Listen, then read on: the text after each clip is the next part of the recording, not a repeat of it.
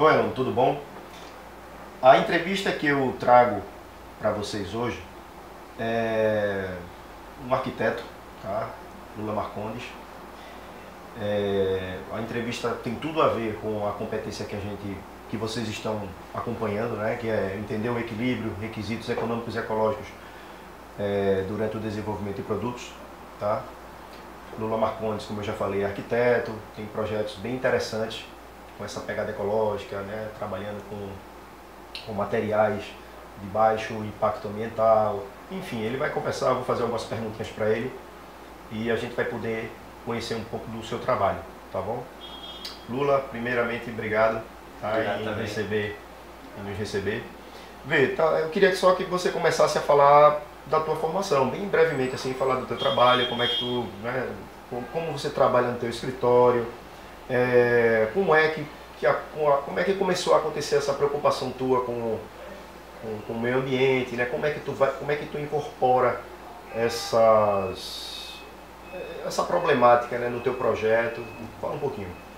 Tá. Eu me formei em 97 na Federal, né, em arquitetura, e 10 anos depois, assim, sem nenhum planejamento, assim, eu fui morar fora. Morei nos Estados Unidos aí,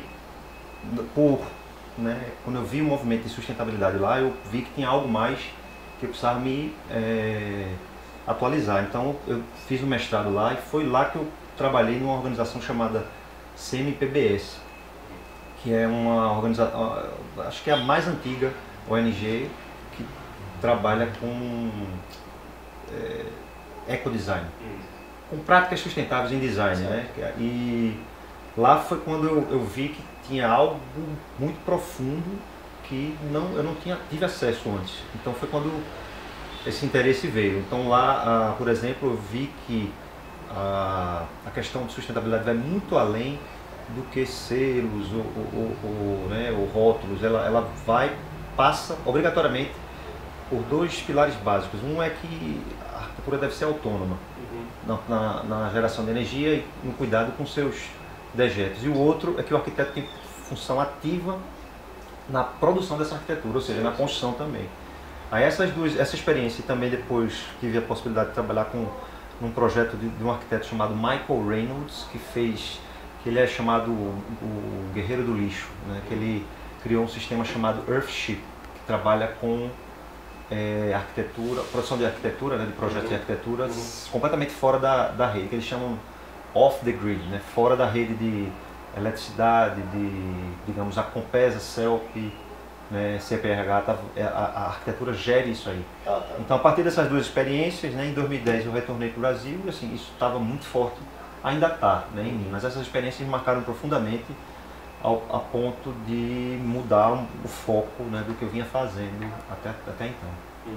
Tu pode citar alguns profissionais da área, Lula, antes de tu dar continuidade ao teu trabalho, tu pode dar alguns exemplos para o aluno aqui que está assistindo, alguns profissionais que trabalham com essa pegada, né, mais ecológica, com essa preocupação. Pode ser até exemplos de fora, ou locais aqui, né, como também nacionais.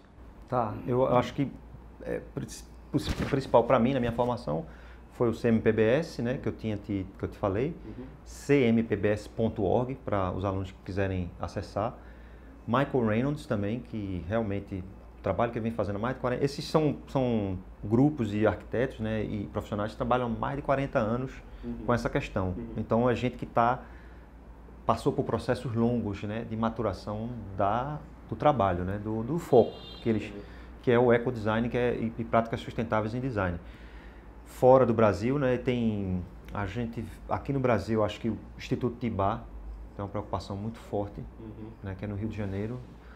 E grupos recentes, acho que a questão a gente pegou um pouco carona com essa questão de sustentabilidade mais pelo lado mercadológico. A gente não passou por processos desses, por exemplo, 40 anos que esses indivíduos passaram para maturar o trabalho deles, né? O Tibá é uma exceção e tem muito tempo de maturação do trabalho. E tem outros institutos que trabalham essa questão de design e sustentabilidade. Acho que trabalhos a gente abrir um pouco o leque, a gente vai para indivíduos que estão trabalhando com agrofloresta, por exemplo, Sim. que tem tudo a ver com o que a gente... Acho que é um movimento global e, assim, multidisciplinar. Sim, sim. Né? Aí até, por exemplo, a gente vem para uma escala menor, esses artesãos que trabalham com reciclagem de pneus, você vê fazendo bolsas, sapatos, né? Acho que tem... A lista é grande, assim, mas aqui com arquitetura, na área da gente aqui, é mais restrito, porque acho que o contexto brasileiro é bem diferente. Eu acredito que, assim, a gente não como eu falei, nós não passamos por processos, né? Esses processos envolvem diversos atores, incluindo a própria indústria, né? Ramos da indústria que se interessam por isso e existe a demanda, porque né, um movimento coletivo, a demanda nasce, as respostas da indústria também, né, se casam com essa demanda, então você tem um movimento. A gente não passou por isso, então aqui não tem tanta referência para citar, né, acho que são movimentos isolados. Fala um pouco, Lula, do teu... Eu sei que tu tem vocês foram premiados, né? O escritório foi premiado lá em Veneza. Fala um pouco desse seu trabalho, que é bem interessante para passar aí pro aluno. A gente fez foi uma escola, na real, né? Foi uma escola localizada no Coque, uma escola que foi fruto, né, de uma luta interna, né, da comunidade. Foi uma escola comunitária eles conseguiram uma verba da TV de Luxemburgo e essa verba veio para a construção de algum equipamento que a comunidade desejasse. Então eles internamente viram que uma escola seria o equipamento escolhido, um equipamento de educação. A prefeitura doou o terreno, que era justamente no local de desova de mortos, né, assim, de cadáveres do tráfico, né? Então a escola era simbólica naquele lugar, na margem do rio Capibaribe. E aí a gente teve um concurso, né, uma competição, alguns escritórios, foram no máximo 10 escritórios, foi em 99 isso. E a gente ganhou, porque a gente abriu a escola para o rio. Acho que todos fecharam. Onde a gente via um futuro, né, um futuro ligado ao meio ambiente, os outros projetos viam como um problema, uma barreira. Então, a partir do momento que a gente abre a escola numa implantação que beneficiava o diálogo com o rio, a gente ganhou porque acho que era aquilo que eles estavam procurando. Aí a gente trabalhou com um projeto muito simples, né, que não tinha luxo, o orçamento era muito baixo. A gente trabalhou basicamente com materiais aparentes e, assim, a questão da performance ambiental foi o que acho que é o plus do projeto. Que você está lá num horário de pico de sol, a escola funciona sem ar-condicionado. Até hoje, a gente recentemente, né, com o prêmio, a gente voltou a visitar e a gente ficava assim, bem feliz que realmente o que tinha sido projetado em relação à questão, né, de performance ambiental estava dando certo. Ou seja, é possível, com baixo orçamento, Perfeito, você fazer um projeto, né, utilizando, digamos, tendo a atenção do entorno, você pode, né, o rio, né, ventilação, luz natural, né, tudo isso, né, contribui para o projeto, né? Uma coisa que é importante dizer é que a gente estava no meio de duas demandas. Uma da prefeitura, que pedia um prédio com baixa manutenção, porque e esse passaria a ser da rede municipal, né? E a escola queria edifício que pudesse você vislumbrar com janelas, vislumbrar o rio. E a gente ficou no meio termo ali, né? Um querendo algo fechado para proteger contra vandalismo e o outro queria abrir para poder contemplar a natureza. Então a gente fez com tijolo e com as vigotas das lajes. A gente criou toda a sala de aula com um jardim. Legal. Toda a sala tem um jardim rasgado, os rasgos a gente abriu para o céu, né? Toda a sala de aula tem uma abertura, é toda rasgada na parte de um jardim de inverno. E para o rio a gente colocou os tijolos invertidos. A gente tem um tecido, uma malha. Aí ela está toda penetrável, né? Permeável. ela respira. Ela respira. Ela não foi fechada. Não foi fechada. E assim, com isso a gente conseguiu essa, né, essa abertura que eles queriam. E para a prefeitura foi bom porque você não tem janela, é uma escola sem janela. Ela é, quando você vê de longe, ela é uma escultura de cerâmica, que é tijolo aparente e uma grande coberta de telha cerâmica. Interessante. Tá, Lula, com relação a materiais, eu queria que tu falasse agora como escritório agora. Acompanha esse processo junto com o teu cliente, né? Existe vou dar um exemplo bem assim, digamos que o cliente chega e diga que quer o projeto todo no porcelanato, né? Enfim, existe essa conversa, né? Você pode sugerir produtos, materiais de baixo impacto, né? Enfim, como é que se dá existe essa possibilidade de conversar com o cliente? Isso é até uma dica para o aluno, né? Existe essa possibilidade de ter essa conversa e mostrar ao cliente que aquele porcelanato ou aquele material que ele pensava ser ecologicamente ou até, né, legal, não é. Né? Como é que se dá isso aí? Certo, sempre existe, né? Agora, a gente tem vários tipos de clientes. Por exemplo, cliente corporativo, ele tem digamos, o menu deles, como agências bancárias, por exemplo, você não tem como já está engessado. Um painel com mosaico de... Você não tem, né? Então, mas o corpo de clientes da iniciativa privada, ou seja, um cliente que chega aqui querendo construir uma casa, um empreendimento dele, a gente tem plena liberdade de conversar e tentar ver os vínculos que cada empreendimento pode ter, né? Então, por exemplo, clientes que chegam com a ideia de construir algo que talvez use um material mais duradouro, por exemplo, o concreto, a gente pode, já que chegou aqui para convencer que podia ter mais vantagem, gerar uma estrutura que você pudesse estar parafusado. Isso abre um novo horizonte para o cliente, porque a gente tem um papel de educador também. Né? A gente não pode chegar, ver uma situação que você observa ali, que ali pode ter outra possibilidade. A gente abre esse leque e, assim, acho que bom argumento e as ideias. Então, o cliente não está habituado, não tem esse repertório que a gente tem, profissionais do design e da arquitetura. A gente apresenta possibilidades, né, cenários que mudam completamente digamos, os pré-conceitos, dos clientes. Aí eles enxergam. A gente tem essa missão de ajudar a enxergar, a vislumbrar cenários futuros a partir de soluções às vezes tão simples. Né?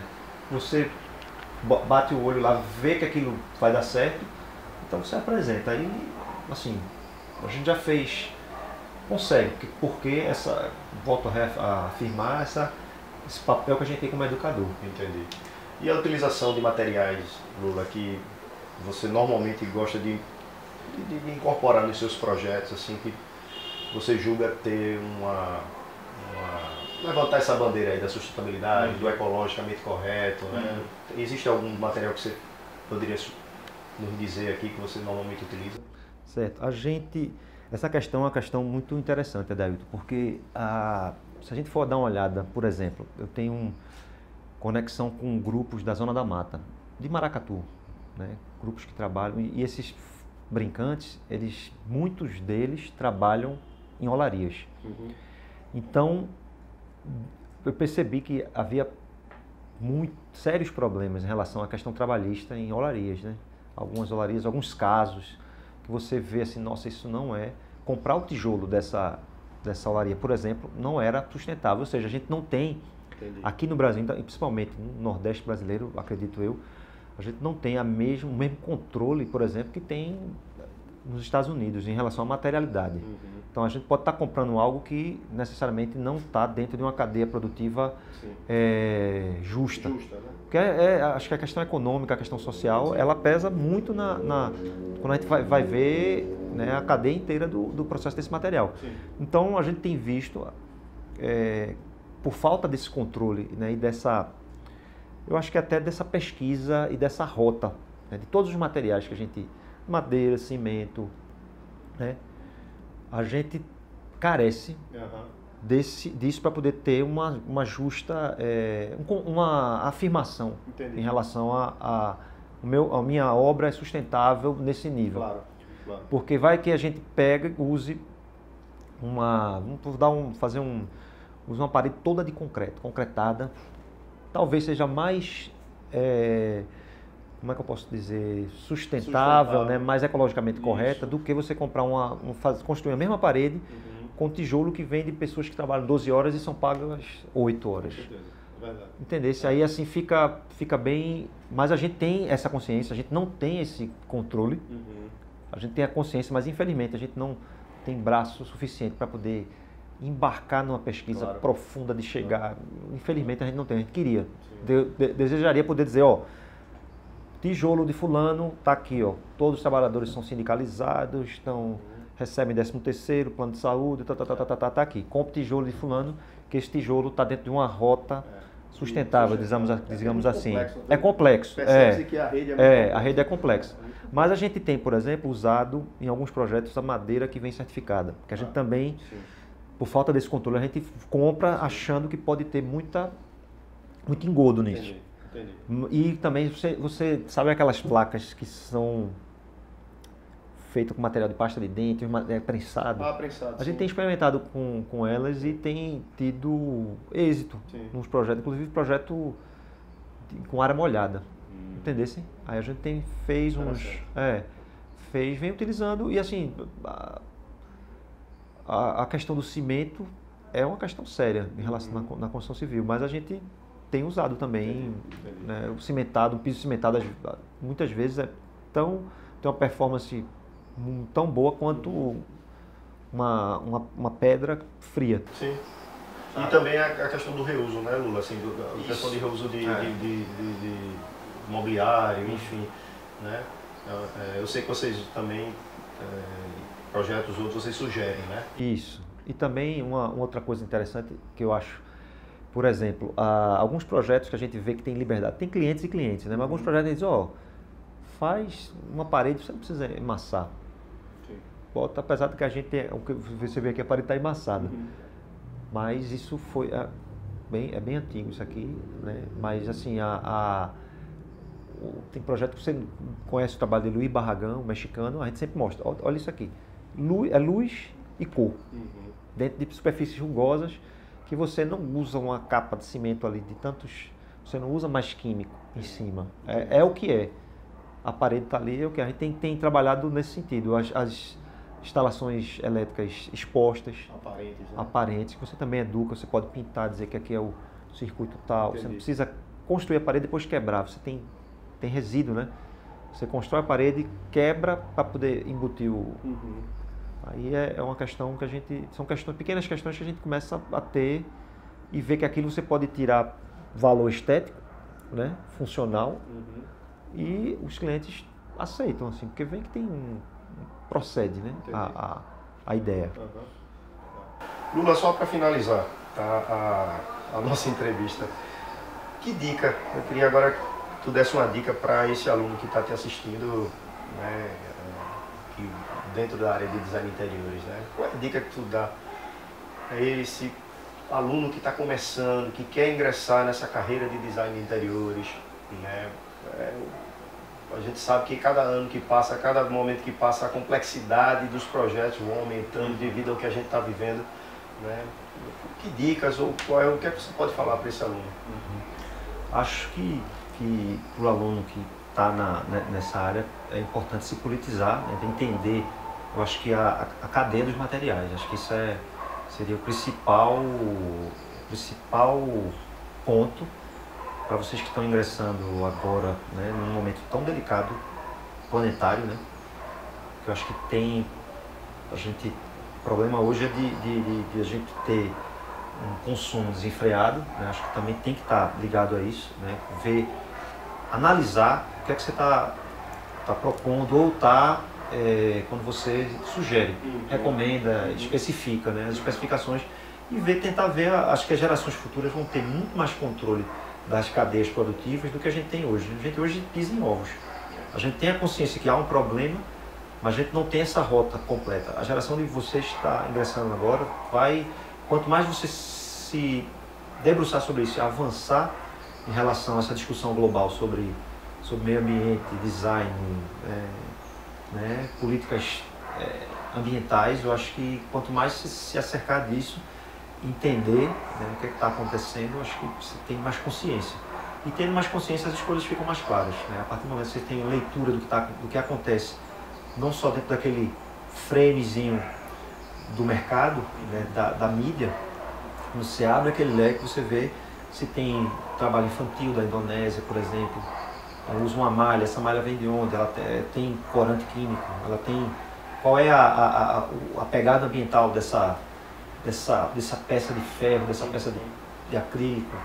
Se ela foi construída, foi extraída, o ferro extraído na África do Sul, juntado na China, trazido por navio, gastos de CO2.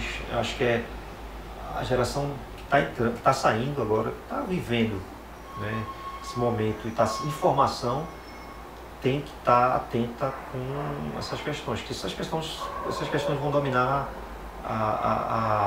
as discussões, né, sobre design, sobre produto, sobre arte, sobre arquitetura, sobre espaço, né, tudo dentro de áreas da criação, né? Acho que está tendo uma revolução. Você vê hoje a moda. Você teve Ronaldo Fraga recentemente, né? Fez uma belíssima, né? Chegou para chocar, porque tem que abrir o olho. Tem que abrir o olho. Abrir o olho. Que gerou várias discussões, né? Tanto do lado bom quanto do lado ruim, mas de modo geral apresentou um problema, né? E foi um projeto belíssimo. Né? É isso. Acho que era abrir o olho. Lula Marcondes. Obrigado por nos receber. Eu tenho certeza que o aluno aí que está assistindo ao vídeo, né, adorou e complementou, né, foi de modo a complementar realmente a competência. Tá? Eu acho que eu adorei a entrevista também, né? E espero que você tenha gostado, tá certo? E durante aí durante a competência, outros assuntos vão aparecer e a gente vai tirar essas dúvidas para você, tá bom?